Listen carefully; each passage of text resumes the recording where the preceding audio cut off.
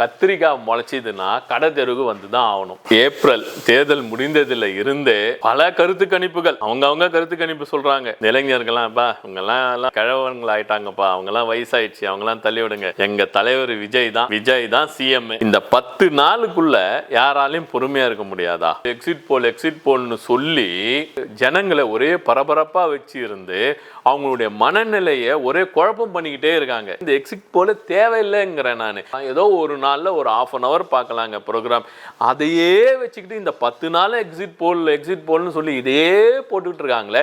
உலகத்துல வேற செய்தியே இல்லையா? எண்ணெய் கிடைக்காம கஷ்டப்பட்டுக்கிட்டு இருக்கோம், கேஸ் கிடைக்காம கஷ்டப்பட்டுக்கிட்டு இருக்கோம், கமர்ஷியல் சமையல் எரிவாயுனுடைய விலை ஏறி போச்சு. இந்த 10 நாள் மக்கள் பேசிட்டு அந்த 11வது நாள் அந்த ரிசல்ட் வந்த உடனே புஷ்ன்னு போகுது. அரசியல்வாதிக்கான தொழில் அரசியல் செய்வது, நமக்கான தொழில் வேலைக்கு போயிட்டு சம்பாரிச்சுன்னு வந்து குடும்பத்தை காக்கிறதுங்க.